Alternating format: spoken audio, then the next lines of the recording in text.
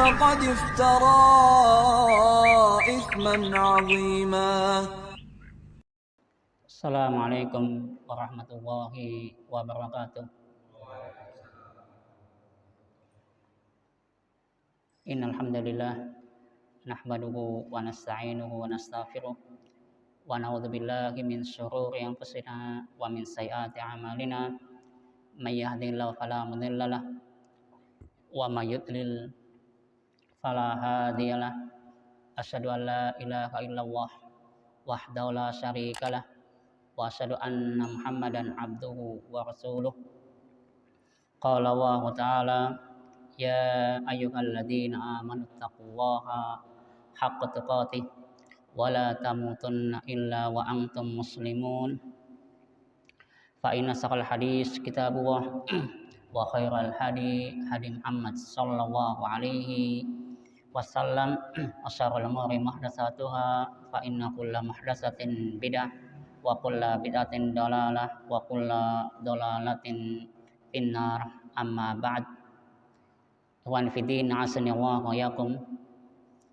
Kita di kesempatan malam hari ini kembali dipertemukan oleh Allah Subhanahu wa taala atas izin Allah Subhanahu wa taala, atas karunia Allah Subhanahu wa taala kita bisa bermajlis ilmu yang mudah-mudahan majlis yang diberkati oleh Allah Subhanahu wa taala, majlis yang bisa menghilangkan dan menghapus dosa-dosa dan kesalahan-kesalahan kita.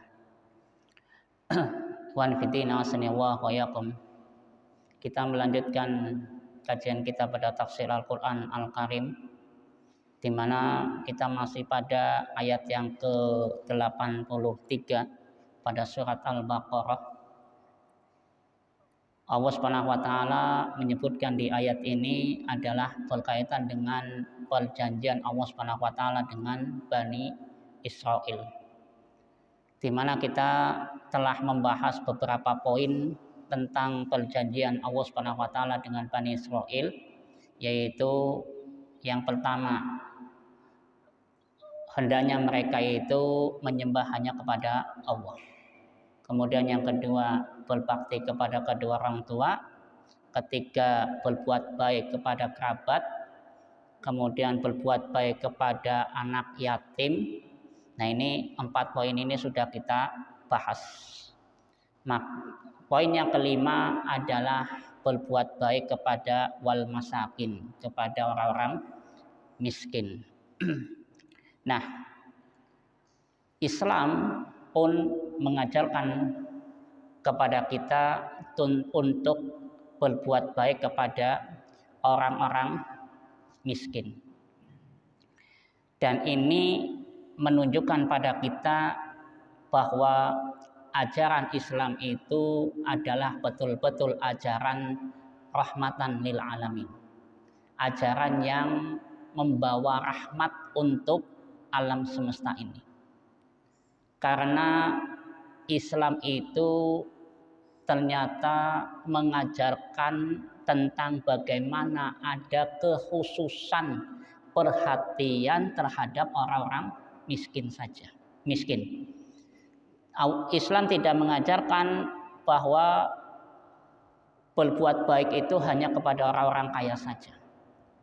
Tapi Islam pun betul-betul perhatian kepada siapa? Kalangan orang-orang miskin. Nah, maka ketika kita membaca ayat ini pun, bagaimana Allah Subhanahu wa taala memerintahkan kepada Bani Israel, yang walaupun hakikatnya pun ini juga ada perintah juga untuk kaum muslimin umatnya Nabi Muhammad SAW, yaitu berbuat baik kepada orang-orang miskin.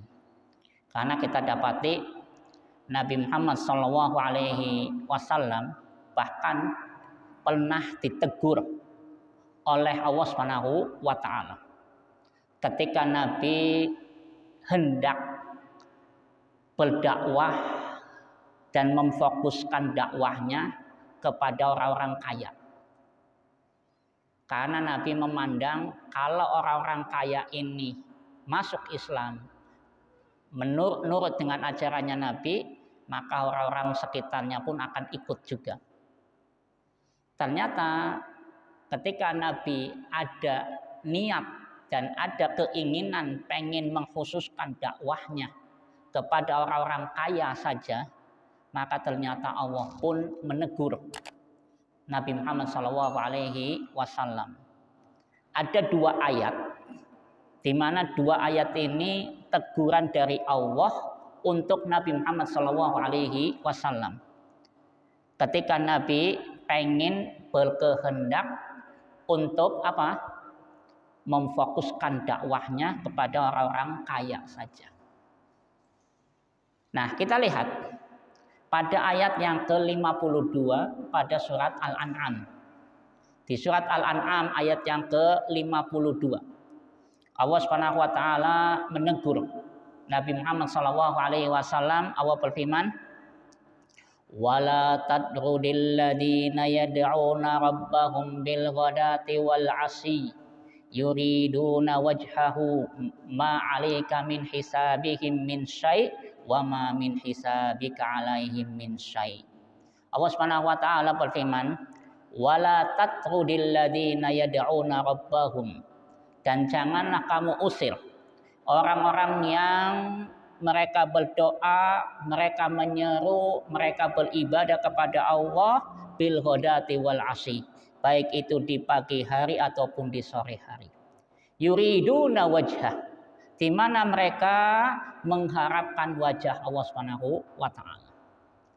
Jadi kita lihat Allah Subhanahu wa taala menegur, jangan kamu usir, artinya jangan kamu palingkan. Kepada siapa? Orang-orang miskin itu, di mana orang-orang miskin itu adalah orang-orang yang yad'una rabbahum bil ghadati wal 'ashi. Mereka berdoa kepada Allah, mereka beribadah kepada Allah, baik itu di pagi hari ataupun di sore hari. Karena ternyata apa? Ketika kita mendapati sejarah, baik itu dari kalangan rasul-rasul terdahulu sampai Rasul kepada Nabi Muhammad SAW, ternyata pengikut-pengikutnya Nabi rata-rata kebanyakan dari kalangan orang-orang miskin, ya kan? Dari awal Nabi Nuh sampai Nabi Muhammad SAW, rata-rata pengikutnya adalah orang-orang miskin. Sehingga Nabi Muhammad SAW pun ditegur oleh Allah Subhanahu wa taala di ayat ini. Dan kita lihat pula seperti pada surat Al-Kahfi ayat yang ke-28. Allah pun menegur Nabi Muhammad SAW, di mana Allah berfirman, "Wasbir nafsaka ma'al ladzina yad'una rabbahum bil ghadati wal 'ashi yuriduna wajhah wala ta'du aynaka anhum turidu zinatal hayatid dunya." Allah Subhanahu wa taala menyebutkan, wasbir, maka bersabarlah engkau wahai Muhammad. Nafsaka, dirimu, ma'al ladzina yad'una rabbahum, bersabarlah engkau bersama siapa? Orang-orang miskin itu, yang mana mereka berdoa kepada Allah, mereka beribadah kepada Allah di pagi hari dan di sore hari, mereka mengharapkan pahala dari Allah. Wala ta'du aynaka anhum turidu zinatal hayatid dunya. Dan jangan engkau fokuskan pandanganmu kepada siapa? Kepada orang-orang kaya yang mereka itu hanya mengharapkan perhiasan dunia saja. Jadi ayat ini pun, di surat Al-Kahfi ini pun Allah Subhanahu wa taala menegur Nabi Muhammad SAW ketika Nabi pengen fokus hanya orang-orang kaya saja. Kenapa?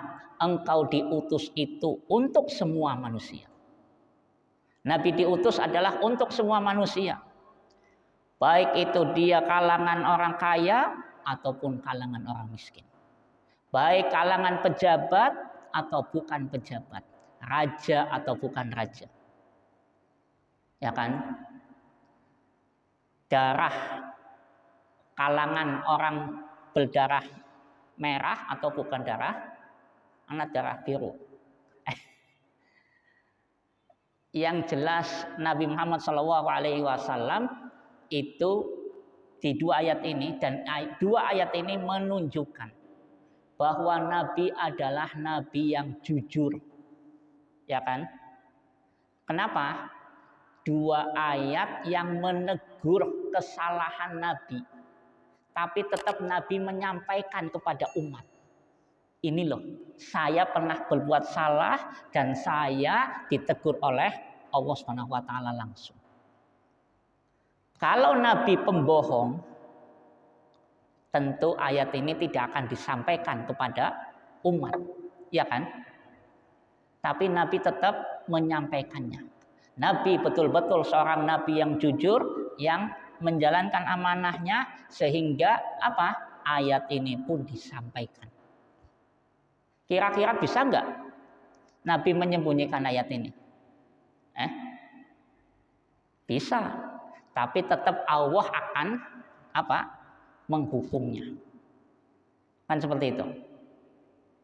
Nah, intinya bagaimana Islam itu ternyata apa? Memperhatikan tentang keadaan orang-orang miskin. Pernah suatu ketika Nabi Muhammad SAW duduk bersama para sahabatnya, tiba-tiba ada orang lewat, di mana orang ini termasuk orang yang kaya, orang yang punya harta. Maka Nabi bertanya kepada para sahabatnya, bagaimana pendapat engkau tentang orang ini? Maka para sahabat menjawab gimana? Ketika ada orang kaya lewat, Nabi bertanya, bagaimana pendapat kalian tentang orang ini? Maka sahabat menjawab apa? Kata para sahabat, orang ini kalau dia melamar wanita, pasti lamarannya akan diterima. Kalau dia bicara, pasti orang pada fokus mendengarkan pembicaranya dia. Kenapa? Orang berduit. Kemudian datanglah orang miskin. Ya. Kemudian Nabi pun bertanya kepada para sahabatnya, bagaimana pendapat kalian tentang orang ini? Maka para sahabat menjawab, orang ini kalau melamar wanita kayaknya ditolak. Kalau dia bicara, orang-orang pada nggak fokus peduli dengan bicaranya dia. Kenapa? Orang miskin, tidak punya duit. Ternyata penilaian sahabat yang seperti ini disalahkan oleh Nabi. Ya kan? Dan penilaian sahabat yang seperti ini terjadi di zaman sekarang. Ya apa tidak? Terjadi. Coba wes ana wong sugih karo ana wong melarat ngelamar anaknya jenengan. Kira-kira sing diterima sing ndi, Pak? Sing siji wong sugih, sing siji wong melarat, wong biasa. Pan nglamar anake jenengan. Kira-kira sing diterima sing ndi? Sing siji sugih tapi males sholat. Sing siji biasa-biasa baik tapi rajin sholat. Sing diterima sing ndi? Apa? Sing melarat. Apa sing sugih rajin sholat ya?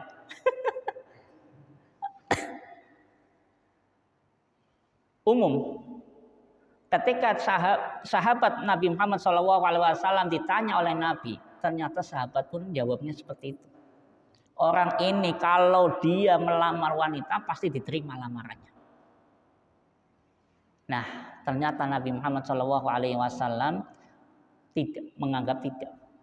Kenapa? Ternyata orang yang miskin ini dia ternyata adalah orang yang taat kepada Allah Subhanahu wa taala. Sehingga Nabi mengatakan hada khairun min mil'il ardi mislahan. Kata Nabi, orang ini bisa jadi lebih baik daripada dunia dan seisinya.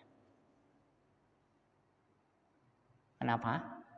Taat kepada Allah Subhanahu wa taala. Nah, ikhwan fillah asani Allah wa yakum. Maka berbuat baik kepada orang-orang miskin itu adalah termasuk bagian daripada syariat Islam.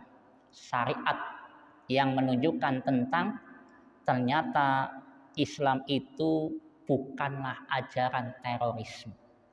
Bukan ajaran yang keras sebagaimana yang dituduhkan oleh orang-orang barat. Orang-orang barat menuduh Islam adalah ajaran yang keras. Terorisme itu datang dari ajaran Islam. Nah, anggapan-anggapan yang seperti ini terbantahkan. Kenapa? Karena banyak ayat-ayat yang menunjukkan tentang bagaimana kita disuruh untuk berbuat baik kepada orang-orang miskin. Dan banyak hadis-hadis pula yang menunjukkan dan mengajarkan tentang keistimewaan dan anjuran untuk berbuat baik kepada orang-orang lemah dan orang-orang miskin. Sehingga Nabi pernah mengatakan hal tunsuruna illa bidu'afaikum. Kata Nabi, hal tunsuruna illa bidu'afaikum. Tidaklah kita semuanya ditolong kecuali karena kita sering menolong orang-orang lemah. Hal tunsurun illa bidu'afaikum. Tidaklah kalian ditolong kecuali karena apa? Sering menolong orang-orang lemah. Jadi sekecil apapun kebaikan kita, menolong orang lemah, pasti Allah akan menolong kita. Karena Nabi mengatakan hal tunsurun, tidaklah kalian ditolong kecuali karena kita sering menolong orang lemah. Jadi benar kalau Allah mengatakan anfik unfik alaik. Berinfaklah engkau, maka aku akan berinfak kepadamu. Kata Allah Subhanahu wa taala dalam hadis qudsi, berinfaklah engkau, maka niscaya aku akan berinfak kepadamu. Makanya jangan heran orang kalau rajin berinfak, rajin bersedekah, malah justru kekayaannya nambah. Ya kan? Karena itu janji Allah, anfik unfik alaik. Berinfaklah, maka niscaya Allah aku akan berinfak kepadamu.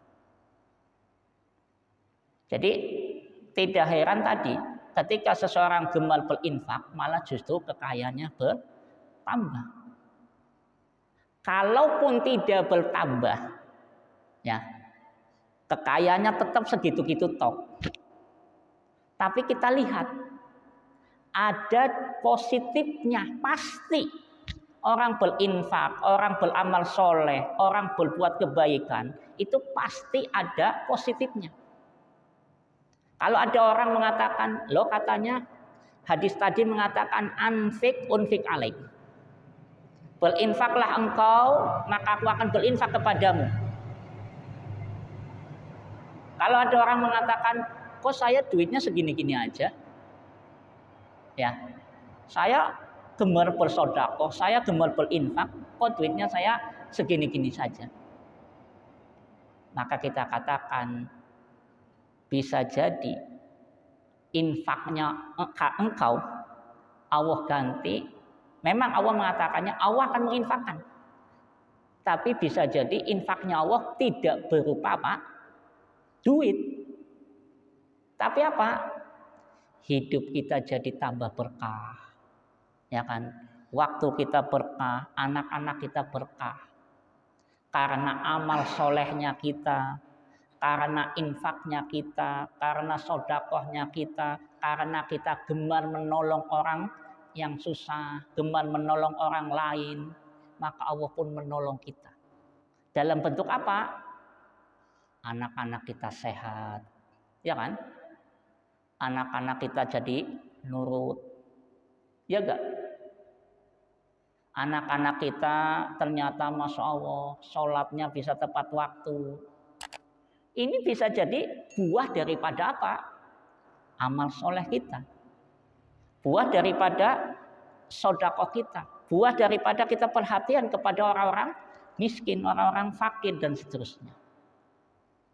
Nah, jadi Islam mengajarkan kepada kita tadi tentang bagaimana kita berbuat baik kepada fakir, miskin. Memang kalau dalam satu ayat ada lafadz miskin, maka di situ artinya fakir miskin. Kalau dalam satu ayat, satu alenia, ayat ataupun satu hadis dalam satu alenia ada lafadz fakir, ada lafadz miskin, maka artinya beda. Miskin itu sendiri, fakir itu sendiri. Bedanya apa? Kayak contoh innamas shadaqatu lil fuqara'i wal masakin. Sesungguhnya sedekah-sedekah, zakat-zakat itu adalah untuk orang fakir dan untuk orang miskin. Kalau dalam satu ayat atau satu hadis, dalam satu alinea kalimat ada fakir, ada miskin. Maka para ulama mendefinisikannya, kalau fakir itu dia tidak memiliki apa-apa untuk hari ini atau untuk besok. Orang ngerti esok panmangan apa? Fakir. Hari ini dia tidak tahu mau makan apa. Itu berarti kategori fakir. Miskin itu adalah orang yang mempunyai kebutuhan hidupnya setengah. Misal, kebutuhan dia setiap hari 50.000, ya, aslinya 50.000. Tapi ternyata duit yang dia miliki cuma 25.000. Berarti dia memiliki cuma setengah kebutuhan. Maka dia kategorinya adalah miskin. Ketika dia besok tidak punya penghasilan kecuali hanya setengahnya saja, itu pun dikategori miskin. Sehingga ketika seseorang itu memiliki kebutuhannya hanya setengah, ya, setengah kebutuhan, berarti kategorinya adalah orang miskin. Aslinya kebutuhan dia setiap hari itu butuhnya adalah 50.000. Ternyata hanya dapat atau punyanya cuman 25. Maka dia kategorinya adalah orang miskin. Seperti itu. Nah, di sini memang terkadang ada suami yang bisa tahan banting dengan ekonomi yang lemah. Tapi kadang-kadang istrinya yang tidak tahan banting. Ya kan? Ana wong lanang sing siap mangan segatok cuman uwur-uwur apa? Uyah. Ana. Tapi ana pula sing ternyata wadone sing ora sanggup. Atau sebaliknya, istri siap makan dengan seadanya, qanaah, dengan nasi dan ubur-ubur apa mikir uyah. Tapi anak-anaknya ternyata ora siap. Nah ini, sehingga kita dalam membangun keluarga itu harus bangunkan bahwa hidup di dunia memang sementara. Ketika kita merasa susah dalam hidup di dunia ini, maka pahamkanlah pada diri kita masing-masing, pada keluarga kita, bahwa hidup di dunia itu hanyalah sesaat. Kan seperti itu. Nah, kalaupun kemudian kita tadi diberi oleh Allah kemampuan, diberi oleh Allah kelapangan rezeki, maka kita pun disuruh untuk apa? Ingat dengan tetangga kita yang miskin, dengan keluarga sedulur-sedulur kita yang miskin dan seterusnya. Supaya apa? Karena memang roda itu akan berputar. Roda kehidupan itu akan berputar. Bisa di atas, bisa di bawah. Dan ketika kita diberi oleh Allah kelapangan rezeki dan ternyata kita pun membantu mereka orang-orang lemah, maka disitulah rahmat Allah akan datang kepada kita.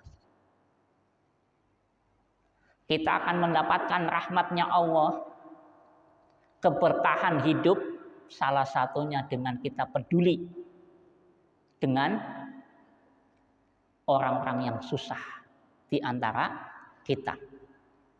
Nabi kita Muhammad SAW pernah menyebutkan apa? Irhamu man fil ard yarhamkum man fis sama. Kata Nabi, irhamu man fil ardi. Sayangilah orang-orang yang ada di muka bumi ini. Yarhamkum man fis sama.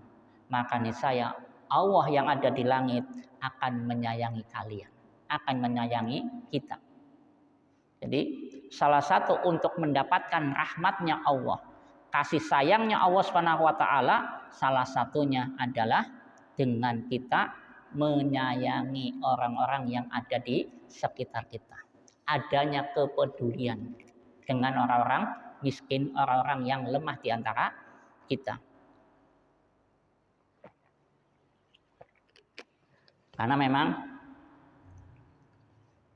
logikanya saja, ketika Nabi Muhammad SAW menjelaskan dalam hadis riwayat Imam Muslim, di sana Nabi menyebutkan ada seorang wanita pezina diampuni oleh Allah dan dimasukkan oleh Allah ke surga disebabkan apa? Disebabkan ngasih minum ke anjing yang kehausan. Sehingga Nabi, para sahabat bertanya, apakah melakukan seperti itu bisa dapat pahala? Ternyata kemudian Nabi mengatakan apa? Wa fi kulli ratbatin shadaqah. Wa fi kulli kabidin ratbatin shadaqah. Wa fi kulli kabidin ratbatin shadaqah. Pada jantung hati yang basah itu ada sedekah. Jadi bantu hewan yang tadi kesusahan, ya kan, kehausan saja dapat pahala, apalagi kepada manusia. Apalagi manusianya orang yang bertakwa, lebih-lebih lagi. Sehingga Imam Syafi'i mengatakan apa? Sedekah kepada orang yang bertakwa dengan sedekah kepada orang yang biasa-biasa saja, tetap nilai pahalanya di sisi Allah lebih besar sedekah yang diberikan kepada orang yang bertakwa, orang yang soleh. Kenapa?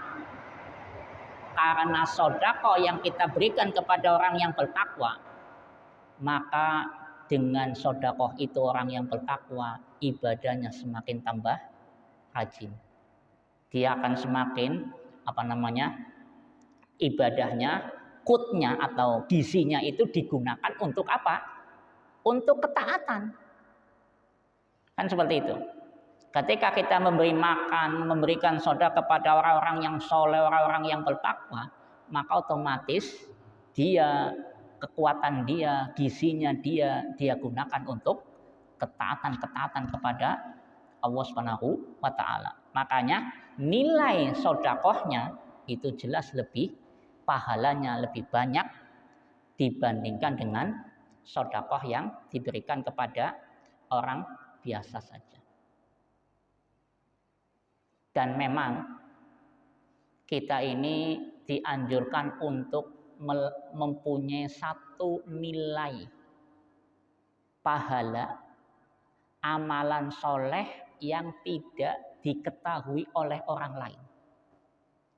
Kalau kita bisa memiliki satu amalan yang tidak dilihat oleh orang lain, hanya Allah saja, itu akan mendapatkan nilai plus di hadapan Allah Subhanahu wa Ta'ala. Sedekah sir, sedekah yang sembunyi-sembunyi, itu bisa lebih baik daripada sedekah yang terang-terangan. Kenapa? Karena sedekah yang sembunyi-sembunyi jelas jauh daripada riya, jauh daripada sum'ah, jauh daripada pengen dapat sanjungan manusia. Walaupun memang kita katakan ada saat-saatnya ternyata sedekah yang diterang-terangkan atau ditampakkan itu ada kadang-kadang bisa lebih baik daripada sedekah yang disembunyikan. Kapan? Ketika ternyata dalam satu daerah, satu kelompok atau satu kampung, wong pada pelit kabeh. Ya. Kata-kata wong pada pelit.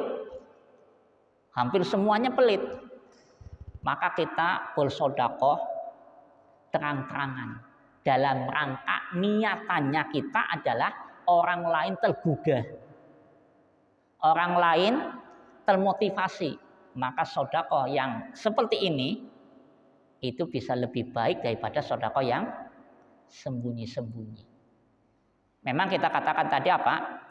Kalau sedekah tersembunyi-sembunyi jelas lebih baik secara umum ya. Secara umum lebih baik daripada sedekah yang terang-terangan. Karena kalau sedekah yang sembunyi-sembunyi itu dipastikan apa? Tidak ada unsur riya. Disebutkan dalam sebuah riwayat